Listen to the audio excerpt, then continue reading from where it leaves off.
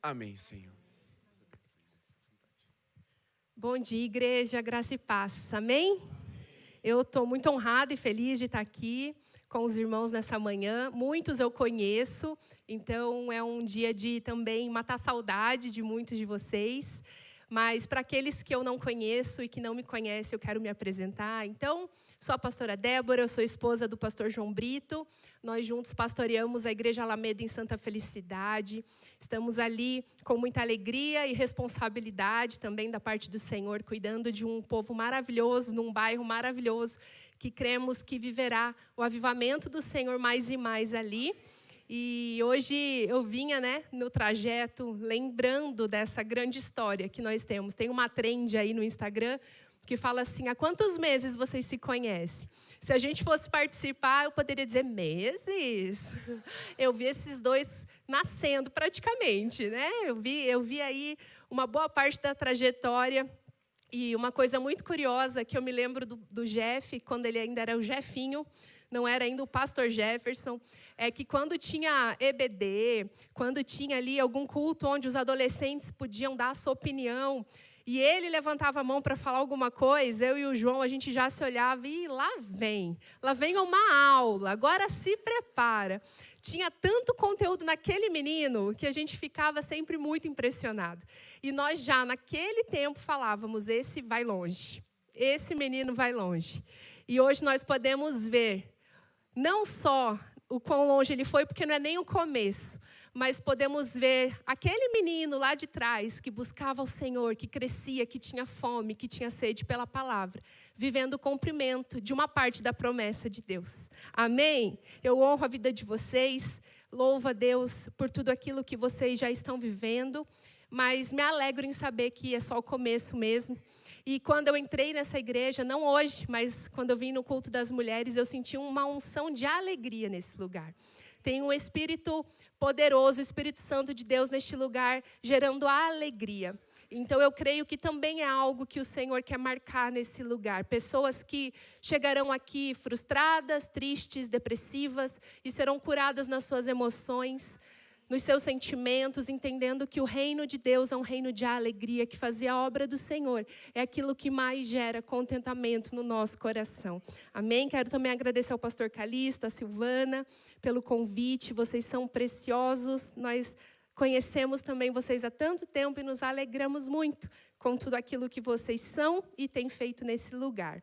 Irmãos, o tema dessa palavra para essa manhã é construindo com um propósito. O Senhor gerou algo novo no meu coração, nunca preguei nesse texto, tentei fugir, mas obedeci, porque eu sei que é a palavra de Deus para essa hora. E é baseado no livro de Neemias, então eu quero que você abra comigo Neemias 2, capítulo 2, versículos 17 e 18, para nós começarmos. E você pode deixar sua Bíblia aberta aí, em Neemias. Vim com a minha filha Eduarda, que está aqui na frente. Dá um tchauzinho aí, filha. Tenho a Eduarda e tenho a Laura, que está com o pai lá na igreja. Diz assim para nós: então eu lhes disse: vocês estão vendo a situação terrível em que estamos. Jerusalém está em ruínas e suas portas foram destruídas pelo fogo. Venham, vamos reconstruir o muro de Jerusalém, para que não fiquemos mais nessa situação humilhante. Também lhes contei como a bondosa mão de Deus havia estado sobre mim, e o que o rei me dissera. Eles responderam: vamos começar a reconstrução. E se encorajaram para esse bom projeto. Amém. Irmãos, nós sabemos que essa é uma história de reconstrução, talvez a reconstrução mais famosa da Bíblia. E nós vimos aqui, nessa manhã, os construtores dessa obra local aqui. Podemos honrar a vida deles e sabemos que foram homens e mulheres de visão, homens e mulheres corajosos, que há 43 anos atrás o Senhor levantou, e eles continuam agora nessa obra, porque a obra do Senhor ela é contínua, ela está acontecendo. Eles continuam como construtores e reconstrutores, mas hoje o Senhor chamou muitos outros. Hoje o Senhor levantou a sua vida, minha vida, para que essa obra continue. Então, quando olhamos para a história de Neemias, vemos um homem que olhou para o futuro com coragem, com fé, e foi ousado naquilo que ele foi chamado para fazer. Um breve contexto, Neemias ele foi um judeu, viveu pelo século V a.C. A Bíblia ela não deixa claro o seu lugar de nascimento, mas indica para nós que ele tenha nascido no cativeiro. Ali, quando os persas conquistam a Babilônia, ele já estava servindo como copeiro do rei. E esse era um cargo de confiança que levaria tempo para ocupar, e ele já estava ali. Então, Neemias nasceu nesse contexto difícil, nesse lugar desfavorável. Após cerca de 70 anos, os persas, então, conquistam a Babilônia. O rei Ciro permite que os judeus voltem para sua terra em 3 principais levas. Então, nós vemos um retorno do povo por meio de Zorobabel na reconstrução do templo, por meio de Esdras na reconstrução da lei e da adoração, e, por fim, a última leva com Neemias na restauração dos muros de Jerusalém, que mais de 100 anos depois ainda estavam em ruínas. E nós aprendemos com essa história tão rica da palavra de Deus, que para nós construirmos com propósito, nós precisamos, em primeiro lugar, como Neemias fez, de uma vida de oração. Uma visão que veio da oração. Antes de colocar a mão no martelo, antes de dar lá suas marteladas naquele muro, Neemias orou. Então, construir com um propósito é desenvolver uma vida ativa de oração. Amém? Vamos ler o que a Bíblia diz para nós sobre isso? Neemias 1:4 e Neemias 1:11. Vai dizer o seguinte, Neemias dizendo isso: quando ouvi essas coisas, sentei-me e chorei. Passei dias lamentando, jejuando e orando ao Deus dos céus. E aí 1:11 mostra a oração dele. Ah, Senhor, que os teus ouvidos estejam atentos à oração deste teu servo e à oração dos teus servos que têm prazer em temer o teu nome. Até aqui. Neemias ele fica então sabendo de como que está a situação de Jerusalém. Ele toma conhecimento e ele não sai agindo. Neemias não sai fazendo aquilo que estava na sua mente, ele não sai fazendo as coisas da sua forma, mas a Bíblia diz para nós que ele passa dias lamentando, chorando, jejuando e buscando o Deus dos céus. Ele passa dias conectado à fonte de todo o poder, para buscar direção. Ele primeiro se compadece daquela situação. Ele primeiro sofre junto com aqueles que foram os sobreviventes do cativeiro. Ele sabe que aquele povo está em humilhação. E aquilo dói no coração dele. Quem desenvolve uma vida de oração é alguém que tem compaixão, que sente junto, que olha para a situação local da igreja, de vidas, de pessoas, e não sai agindo na sua força, fazendo como acha, mas busca a direção do Senhor. E eu me alegro, irmãos, nessa manhã em falar de oração em uma igreja que ora. Primeira coisa que nós vemos aqui é um jardim de oração. Vocês têm reuniões de oração, encontros de oração, líderes que oram. Então hoje a palavra seria: perseverem nisso mesmo, continuem, aprofundem. Mas nós sabemos que essa não é a realidade de muitas igrejas hoje. Muitas igrejas suprimiram as reuniões de oração em detrimento de outras reuniões, de outros projetos, de outras coisas, talvez de uma estrutura. E por isso mesmo que nós que oramos, precisamos orar mais. Para que se despertem as igrejas que não estão orando. Para que haja nelas também a visão da oração. Que o Senhor haja em nós, mas nos use. Como aqueles que vão ser tocha. Como aqueles que vão despertar. Nós como igreja, eu como igreja, posso dizer que eu sou fruto da oração do meu pai, da minha mãe, dos meus avós, mas também do meu pastor, que por muitas vezes subia lá no altar, o pastor Sebastião, e só falava de oração. Quem aqui é desse tempo sabe. Ele tinha frases de efeito. Se você orar, a sua vida vai mudar. Tinha uma camiseta com essa frase. E todas as conversas com ele eram: essa madrugada eu estava orando e Deus me falou. Não tinha uma vez que ele não falava algo que começava assim. Então nós precisamos ser esses que inspiram as outras igrejas, as outras pessoas a orar. A oração ela é mais do que um ritual, mais do que uma rotina. Ela é o coração de Deus pulsando na igreja, é o respirar da igreja, é o que vai mover todas as coisas. E aqui um parênteses, irmãos, se houve restauração, é porque houve destruição. E quem estava lá no momento da destruição? Um jovenzinho, intercessor, Daniel. Daniel estava lá quando tudo era ruína. Daniel estava anos antes de Neemias, vendo muros caídos, vendo o templo destruído, vendo o povo humilhado. Daniel estava lá vendo o povo totalmente sem esperança, ele viveu na destruição. E Daniel se posicionou em oração. Nós vemos ele orando quando não podia orar e pagou a conta por isso. Nós vemos ele como intercessor. Daniel, capítulo 9, vai mostrar uma das orações mais lindas da palavra, uma oração de arrependimento pelos pecados do povo. Ele se coloca ali como restaurador espiritual. Daniel não viu os muros sendo reconstruídos. Daniel não estava lá na reconstrução. Como talvez muitos aqui dos fundadores dessa igreja não estão vendo hoje o que está acontecendo, mas fazem parte. Geraram em oração.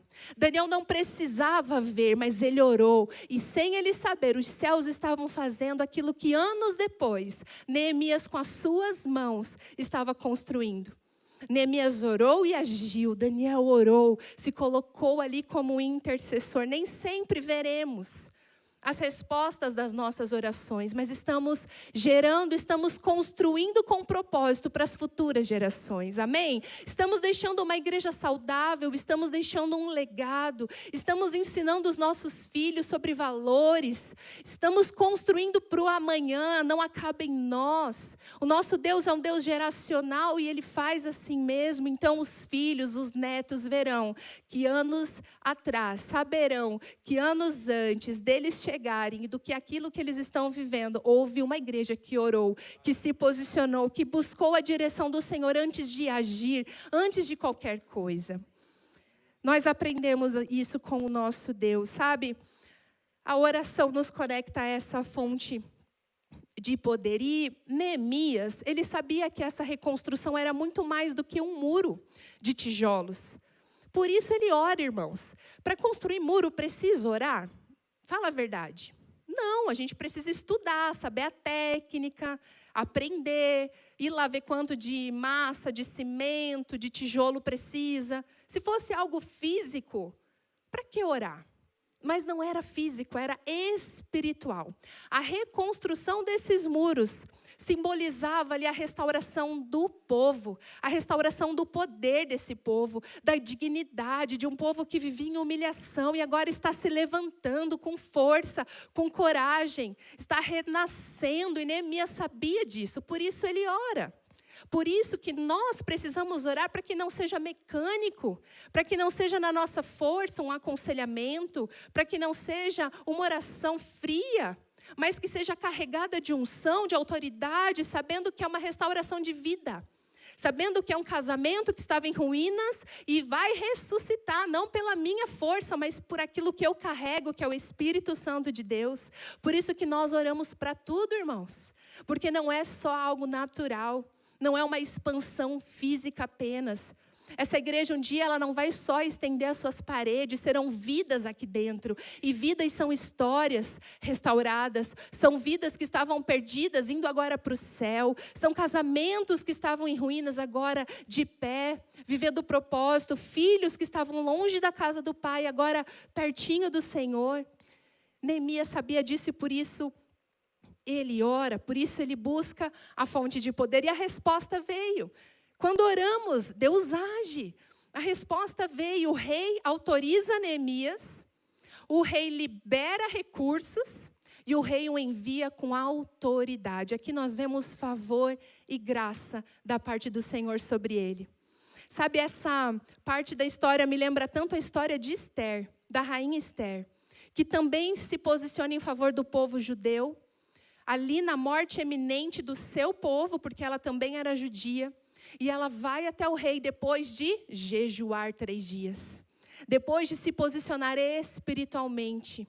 E ela fala com o rei e favor e graça são liberados do céu sobre Esther. E ela é favorecida, a palavra diz para nós. E ela então muda ali um decreto de morte. Ela é usada para que o rei mude o decreto de morte. Quantas milhares de vidas foram salvas por causa disso. Irmãos, quando nós caminhamos em oração, em obediência, favor e graça do Senhor nos alcançarão. Você talvez esteja num lugar, numa posição que você não sabe nem como isso aconteceu. Já teve essa sensação, meu Deus, como eu vim parar aqui? Talvez até aqui na igreja mesmo. As coisas foram acontecendo, foram se movendo e você está aqui nesse lugar. Porque quem obedece entende que não precisa forçar nada, não precisa forçar a porta, não precisa entrar em acordos, não precisa forçar a fechadura, dar jeitinho nenhum. Apenas caminhar na visão do Senhor. E Ele mesmo vai nos favorecendo. Porque favor é ver portas se abrindo que esforço humano não pode abrir. É ver recursos chegando que não tem explicação nessa terra. É ver pessoas sendo capacitadas pelo Senhor que antes eram improváveis. Isso é favor do Senhor. E eu declaro, irmãos, sobre a vida dessa igreja, que vocês viverão debaixo dessa graça. Que vocês viverão a cada dia mais, debaixo desse favor do Senhor, vendo milagres todos os dias, vendo provisão. Talvez seja aí na sua casa, o seu casamento, o seu contexto que está tão desafiador. Descansa o teu coração no Senhor, Ele cuida de você. Ele se importa com você, assim como Ele viu Neemias. Encontrou um homem valente, obediente, de oração. E o favoreceu. Assim hoje, os olhos do Senhor estão sobre nós. E sabe por que quem ora alcança esse lugar? Porque quem ora, o Deus verdadeiro, está dizendo, eu não posso nada sem Ele. E Deus concede graça aos humildes. Quem ora está dizendo, há um Deus que pode, eu não. Nós entramos no nosso secreto, nós nos achegamos a Deus e dizemos, Senhor, eu preciso de socorro. Eu preciso do Senhor. Quem ora é humilde, irmãos. O orgulhoso acha que pode fazer tudo sozinho. Eu não preciso orar. Por que eu vou orar se eu posso fazer? Por que eu preciso de Deus se eu já sei fazer? E Deus impõe resistência aos orgulhosos. Ele resiste. Não porque Ele quer o mal dos orgulhosos, mas para quebrar e servir os orgulhosos. Para trazer para perto. Mas Deus soma força com os humildes. Ele vai ajudando. O Senhor está ali no mesmo jugo, trabalhando junto com aquele que em humildade ora e reconhece, se não fora o Senhor, aquele que é por mim, essa guerra eu não vou vencer, mas se o Senhor estiver comigo, eu posso todas as coisas.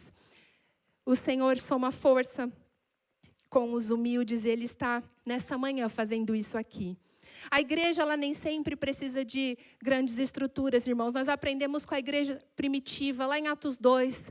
Nós vemos que, lá em Atos, eles não tinham grandes estruturas, mas eles tinham uma consistente vida de oração. Atos 2 diz para nós que eles perseveravam no ensino dos apóstolos, na comunhão, no partir do pão e nas orações. Eles perseveravam. Não era algo pontual e momentâneo. Quando Pedro está preso, nós vemos a igreja ali se levantando em oração consistente, incansavelmente. A igreja, ela nem sempre precisa de estrutura. Ela precisa de uma consistente vida de oração. E mais do que bons projetos, que o Senhor encontre aqui bons homens e mulheres de oração. Amém? E Ele já encontrou. Amém? Você pode dizer isso? Eu sou esse bom homem ou essa boa mulher de oração que o Senhor encontrou. Toda vitória visível na igreja começa com uma guerra invisível no secreto. Segunda coisa, irmãos, para construir com propósito, nós precisamos de coragem para enfrentar os desafios. Quero que você abra Neemias 2:10. Logo no início da sua missão, Neemias entendeu que não seria sem oposição, que não seria sem dificuldade, que não seria assim tão simples. E eu quero ler alguns textos com os irmãos que mostram essa oposição se levantando na vida de Neemias. 2:10 vai dizer para nós: quando Sambalate, o horonita, e Tobias, oficial amonita, souberam disso, ficaram muito irritados, pois alguém estava interessado no bem dos israelitas. Gente que fica irritado apenas porque nós estamos cuidando das coisas de Deus. Não dá para entender, mas acontece, nós já vemos aqui uma base bíblica para isso. 4:1 e 2. Quando Sambalate soube que estávamos reconstruindo o muro, ficou furioso. Ridicularizou os judeus e, na presença dos seus colegas e dos oficiais do exército de Samaria, disse: o que esses fracos judeus estão fazendo? Irão restaurar o seu muro? Irão oferecer sacrifícios? Irão terminar a obra num só dia? Será que podem ressuscitar pedras de construção daqueles montes de entulho, pedras que foram queimadas? 4:3. Tobias, o amonita, que estava ao seu lado, completou: mesmo que construam, se uma raposa subir lá, derrubará esse muro de pedras. 6:2. Sambalate e Gesem mandaram-me a seguinte mensagem: venha, vamos nos encontrar num dos povoados da planície de Ono. Eles, contudo, estavam tramando fazer-me mal. E 6:19. E Tobias me enviava cartas para intimidar-me. É muita oposição. Fiz questão de ler, irmãos, porque não foi pouca coisa, não. Tem outros textos ainda que mostram. E aí a gente se pergunta, se Neemias estava fazendo bem, se Neemias estava fazendo algo que era bom, por que eles agiram assim? Por que esses opositores agiram dessa maneira? Porque nós sabemos que Neemias sabia que era mais do que um muro, mas esse povo aqui também sabia que era mais do que um muro. Esse povo inimigo sabia que com a restauração desses muros, que com a reconstrução do muro, a força política deles estava ameaçada. Eles sabiam que se levantaria ali um povo forte e eles estavam apavorados. Então eles usam de zombaria, de intimidação, enviam até cartas. Eles ridicularizam. Isso mostra para nós que não é porque nós estamos fazendo a vontade de Deus que não teremos desafios e oposições. Nós teremos. Nós vemos a história de Ana quando ela está ali sonhando em gerar, Penina zombando dela. Nós vemos Isaac sendo zombado por Ismael, Jesus pelos soldados. Há esse contexto de desafio, sim, acontecendo, e hoje nós podemos pensar, quais seriam os nossos zombadores? Quais seriam os nossos opositores? Quem hoje seria resistência para aquilo que nós estamos construindo? Primeiro, irmãos, o nosso adversário maior, Satanás, ele está furioso. Ele está furioso. Ele luta contra as coisas que são do Senhor, sim, ele é o nosso inimigo. Ele ainda anda em derredor, ele ainda está furioso com a igreja do Senhor. Mas a igreja já é mais do que vencedor, ele já é perdedor. Mas isso não quer dizer que ele não vá tentar. Eu me lembro, irmãos, quando eu era pequena, eu nasci na igreja, então sempre ali no contexto da igreja, e eu me lembro de algo que os pastores falavam ali, ouvindo alguma conversa. Eu muito novinha, eu devia ter uns 5, 6 anos, eu tenho essa memória de as pessoas falando assim, se a tua vida está muito calma, é porque você não está incomodando as trevas. E aí eu pensava, meu Deus, minha vida é tão boa. Gente, Satanás está feliz comigo. E eu ficava em crise. E aí eu acho que é por isso que eu ia aprontar alguma coisa, né? Para minha mãe ficar furiosa comigo, eu entender ali. Mas, irmãos, essa é uma verdade. Não quer dizer que o crente vai viver ali em luta. Não é isso. Nós temos uma vida em abundância que Jesus conquistou para nós. Mas que Satanás é um opositor, isso é. Não é verdade? Nós temos também como oposição o mundo corrompido. Nós temos um mundo aí que prega valores diferentes da palavra de Deus, princípios diferentes. Não dá para esperar nada de bom de programações de televisão. Há quem espere que a Anitta vá pregar a palavra. Não vai, irmãos. Não espere nada de bom. Não se escandalize com isso. O mundo é corrompido. Nós estamos num mundo corrompido. Mas nós temos sim também pessoas que são críticos, que não vão entender, que não estão na mesma construção, que não estão no mesmo espírito, que podem se levantar com uma palavra dura, que podem se levantar com um posicionamento diferente, porque não estão construindo juntos. Nós temos sim, talvez você já tenha ouvido, vai doar isso para a igreja? Nossa, você vai fazer essa viagem missionária? Você vai se mudar para fazer missões? Coitados dos teus filhos. Por que você fica tanto na igreja? Por que você fala tanto de Jesus? São pessoas que não estão construindo aquilo que nós estamos. E devemos orar por eles, amar, mas entender que são resistências, são opositores, são talvez muitos zombadores. Mas eu diria que talvez algo que nos prejudique ainda de uma forma mais profunda é o nosso próprio coração enganoso. Não são nem as vozes externas, irmãos, é a voz interna. É o nosso coração que muitas vezes, olhando para o tamanho do desafio, pense, eu não vou conseguir. Senhor, que se levante outro no meu lugar. Ah, é muito grande essa obra, eu sou tão pequeno. É muito grande esse desafio e eu sou tão frágil, eu não vou conseguir. São os nossos sentimentos que oscilam o tempo todo. Uma hora nós estamos empolgados e felizes e outra hora desanimados. A nossa maior resistência talvez seja nós mesmos. Aquilo que um dia nós pensamos que muda. Nós olhamos ali para Josué e Caleb, irmãos, quando eles vão sondar a terra. E eles olham os gigantes, eles veem os desafios.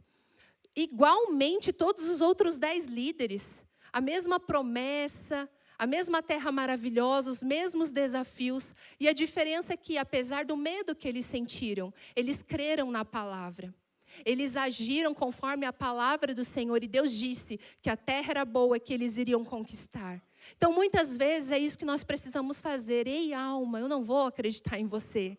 Eu vou acreditar naquilo que Deus disse, na palavra do Senhor. Eu preciso caminhar conforme diz a palavra, e não vista e não sentimento, porque tudo isso oscila, tudo isso é enganoso.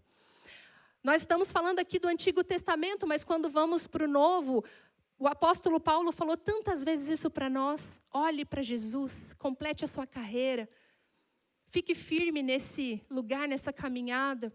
O escritor de Hebreus diz para nós, olhe fixamente para Jesus e se livre de tudo que te atrapalha. E se livre de tudo aquilo que é distração. Se livre daquilo que corrompe o teu coração. Se livre, irmãos, talvez o se livrar de tudo é fortalecer a alma.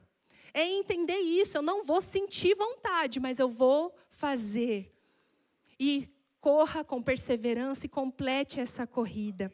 Em nome de Jesus. A resposta de Neemias aos opositores é uma resposta maravilhosa.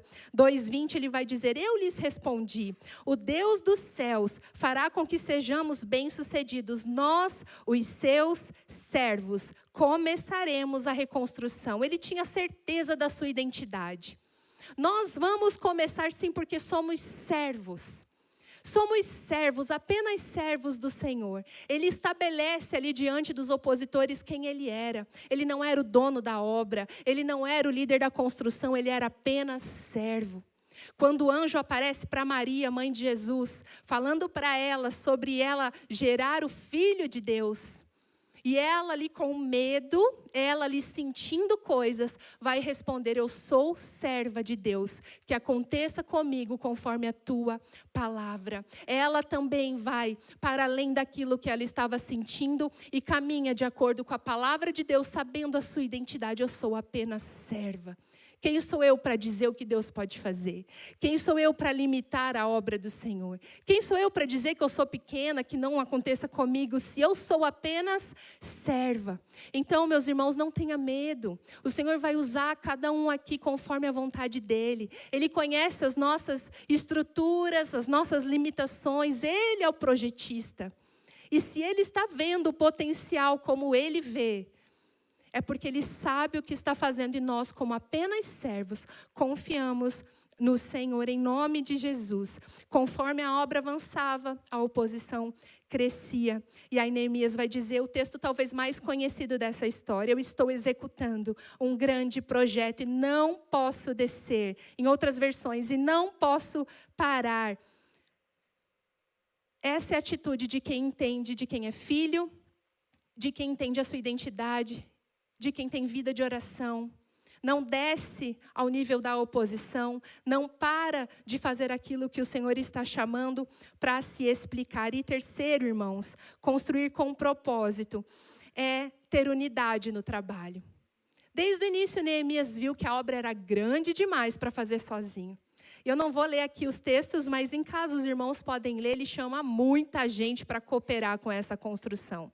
Ele era, sim, aquele que Deus tinha falado, que Deus tinha movido o coração para essa reconstrução, mas ele não faz isso sozinho. Ele chama levitas, ele chama sacerdotes, homens, mulheres, jovens, moças. A Bíblia nos mostra, todos ali cooperaram nessa grande obra que estava acontecendo. A obra era grande demais para ser feita sozinha. Eu pesquisei aqui o tamanho desse muro, irmãos, aproximadamente 4 a 4,5 quilômetros de extensão, 12 metros de altura e 3 metros de largura. Era muita coisa. Que bom que ele entendeu que a unidade faria isso acontecer.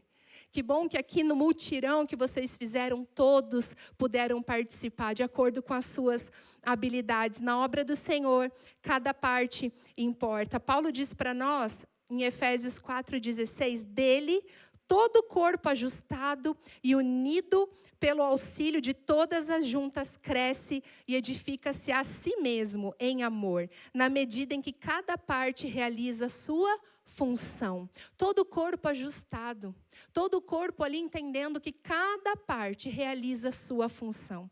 Isso é lindo na igreja local. Hoje é aniversário da igreja, eu quero falar para a igreja local também. É lindo isso, irmãos, porque aqui nós nos igualamos à função de servos. Aqui pouco importa se você é um grande empresário, aqui você vai servir. Aqui pouco importa se você é uma diarista, zeladora, aqui você vai servir do lado do grande empresário. No reino de Deus é assim. Quantas vezes você já trabalhou num retiro e viu isso acontecendo? Uma pessoa muito importante na sociedade estava limpando um banheiro. Eu já vi isso várias vezes. E uma pessoa que no seu dia a dia limpa um banheiro, estava no altar, contando o seu testemunho, ministrando a palavra.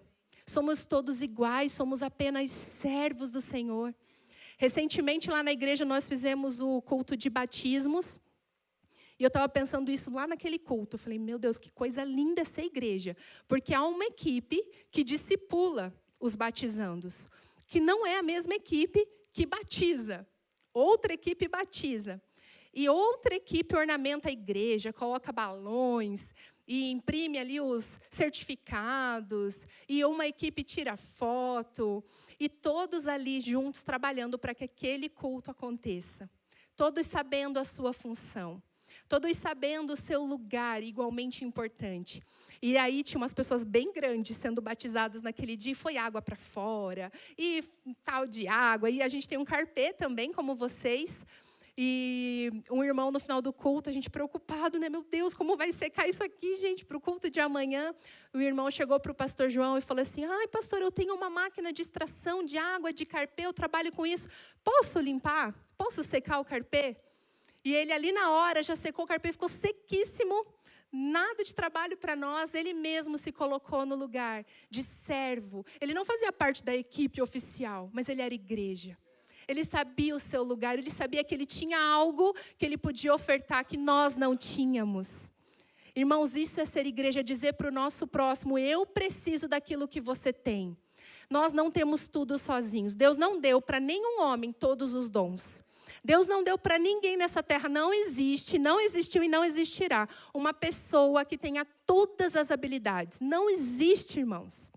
Nós precisamos dos outros, e como é bom dizer isso, irmão da mídia, eu preciso de você. Irmão aqui que passa as letras, como eu preciso de você. Você já agradeceu pelos professores do Kids? Você precisa beijar esses professores, dar presente para eles. Sabe, chama para almoçar na sua casa. Irmãos, eu tentei servir no Kids, tentei. A Melina está aqui, a Melina também tentou lá comigo. A Melina é boa, eu não. A Melina persistiu. Irmãos, teve uma vez, eu lá ajudava, precisava, eu ajudava. E as crianças não me respeitavam. Gente, eu criei 2 filhas muito bem criadas, mas com os filhos dos outros, gente... E aí os tios vinham, fala mais firme, você precisa ser mais firme com eles fazem o que eles querem com você. A sala ficava em desordem, a criança fugia, não está dando, e chamava a minha atenção. Gente, era sério. E aí, uma vez, eu falei, não, eu vou ser mais firme, gente, em casa eu consigo, o que é isso? Dei um grito na sala de aula, a criança saiu chorando, foi falar para a mãe falou para o pastor, e o João chegou em casa e falou, você não vai mais ajudar no Kids. A família quase saiu da igreja, meu Deus! Irmãos, mais atrapalhei do que ajudei, não é o meu lugar. Eu achava lindo, porque a minha sogra falava, como esposa de pastor, eu regi o coral das crianças, eu ajudava no Kids, eu quero ser igual ela. Não deu certo. Não é para mim, irmãos, que bom que elas estão ali. Sábado passado, nós tivemos a festa country. E aí, eu também quero ajudar. E tu não precisa. Eu já entendi, tá bom, mas eu quero tanto. Aí mandaram no grupo das células. Estamos precisando de ajuda na barraca das argolas. Meu momento. Pus meu nome e pus o nome de uma amiga minha embaixo. Avisei ela, está das 4 às 5. Eu estou das 3 às 4. Irmãos, eu lembrei? Não lembrei. Estou lá na festa, conversando com os irmãos, e comendo, e aproveitando a festa. A minha amiga foi no horário dela, só que ela pensou assim, eu vou um pouquinho antes para ver como a Débora está fazendo, para eu aprender. E ela não me achou. A hora que ela foi me procurar, eu estou lá no bazar da igreja comprando roupa, e vendo roupa dela, Débora, e as argolas? Deu, que argolas? Do que você está falando? Meu Deus, eu só tinha uma missão e falhei. Irmãos, não fui eu, não fui ela, as argolas ficaram lá. Eu falei, gente, por quê? Por quê? Não é o meu lugar. Os irmãos são tão bons nisso, tão dedicados. É bom nós reconhecermos que não conseguimos. Não sabemos todas as coisas, mas tem quem faça tão bem aquilo. Que bom sair de cena, que bom deixar as coisas acontecerem sem que a gente ache que precisa estar em tudo, irmãos. Sabe, nós somos apenas servos do Senhor e precisamos uns dos outros. Jesus, certa vez, vai dizer para os discípulos, lá em Marcos 10, ele diz isso. Lá fora é o seguinte, os poderosos, os governantes, eles dominam, mas não será assim entre vocês, meus discípulos. Aqui, quem quiser ser o primeiro, sirva a todos, porque nem mesmo o Filho do Homem veio para ser servido, mas para servir e dar a sua vida em resgate de muitos. Não é como é no mundo entre nós. Nós somos discípulos de Jesus, o nosso padrão é outro. Aqui não é o que tem mais título, o que tem mais visibilidade, talvez, que domina, não. Nós servimos a todos, nós servimos uns aos outros, no modelo de Jesus, porque entendemos que há um dom de Deus sobre nós, para servir os outros. O dom de Deus sobre nós é para servir melhor as pessoas. Nós somos ungidos para servir, para libertar os cativos, para pregar as boas novas. É sempre para o outro, irmãos, para libertar os cativos. É uma unção, uma capacitação, não para nós ficarmos cheios de poder, mas que o poder do céu sobre nós possa escorrer para abençoar outras pessoas e mutuamente nós vamos nos edificando. A unidade da igreja acelera a conclusão da obra. A unidade do povo aqui na reconstrução acelerou a reconstrução. Um muro que estava há mais de 100 anos, agora em 52 dias, ele é reconstruído. Mais de 100 anos de destruição, com todos ali trabalhando juntos. Em 52 dias, em tempo recorde, em velocidade máxima, essa reconstrução aconteceu. E sabe o que nós vemos? Ninguém é pequeno demais que não tenha uma função. E ninguém é grande demais para não precisar do outro. Quando há unidade, há avanço. E talvez o maior milagre nem tenha sido o muro de pé, mas a unidade do povo. Ali com as diferenças, ali com cada um de um temperamento, cada um de um jeito, cada um trabalhando de uma determinada forma, porque não era tudo igual, era cada um do seu jeito. O maior milagre foi essa unidade. O maior milagre não é o resultado final, mas é o processo que nós estamos construindo juntos. Sabe, quando nós temos vontade de desistir, mas entendemos que assim como eu preciso do meu irmão, ele também precisa daquilo que eu tenho. A igreja precisa do seu pastor. O pastor precisa da igreja, mas a igreja precisa do seu pastor. Então, quando pensamos em desistir, nós também deixamos o egoísmo de lado e pensamos, não, a igreja precisa daquilo que eu tenho. Isso não é orgulho, isso é entender o propósito. É entender o seu lugar no corpo, todos bem ajustados, fazendo aquilo que é a sua parte. Onde há unidade, Deus ordena a bênção. E para concluir, irmãos, nós vemos que o resultado dessa grande obra deu honra ao nome do Senhor, glorificou o nome do Senhor. A vida de oração desse homem, o posicionamento diante dos opositores e a unidade do trabalho do povo glorificou o nome do Senhor. Neemias 6, 15 e 16, o muro ficou pronto. Em 52 dias, quando todos os nossos inimigos souberam disso, perceberam que essa obra havia sido executada com a ajuda do nosso Deus. Quando todos viram que não era obra humana. Irmãos, quando as pessoas olharem para aquilo que vai acontecer nesse lugar, verão que não é obra humana. Verão que aquilo que está acontecendo aqui foi e é com o auxílio do nosso Deus. Como pode isso acontecer? Apenas com o auxílio do nosso Deus. Que rápido tudo isso é com o auxílio do nosso Deus. O teu testemunho, o testemunho vivo dessa igreja. Esses 43 anos de história, mas os outros muitos que virão, darão honra e glória ao nome do Senhor.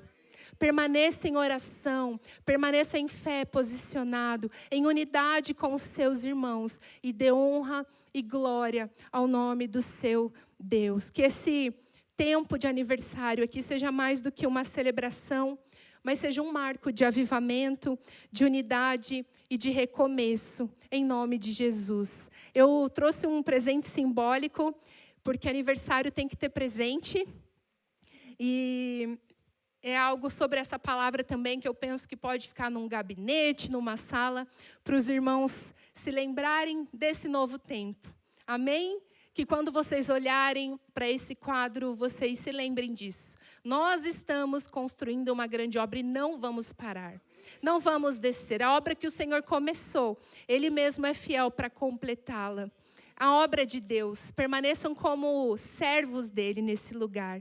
Eu queria orar com os irmãos nesse tempo, queria convidar você que se coloca nesse lugar de servo, de construtor, de reconstrutor, como aquele que quer dizer nessa manhã: Senhor, usa a minha vida, assim como usou a vida de Neemias. Senhor, usa o meu chamado, usa os meus talentos.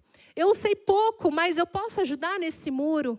Eu sei tão pouco, mas talvez ali um tijolinho eu posso fazer. Se você quer ser essa pessoa como Neemias foi, que se levanta com coragem, eu queria te convidar a colocar agora a mão no seu coração.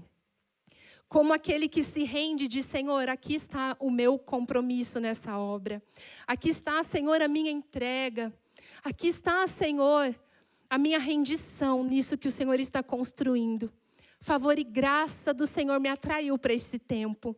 Foi para um tempo como esse que o Senhor levantou a cada um de nós aqui. Essa igreja aqui, nesse bairro, o Senhor não erra. O Senhor sabe tudo aquilo que nesse local tem de necessidade. E cada um de nós pode ser um reconstrutor, um agente do céu nessa terra.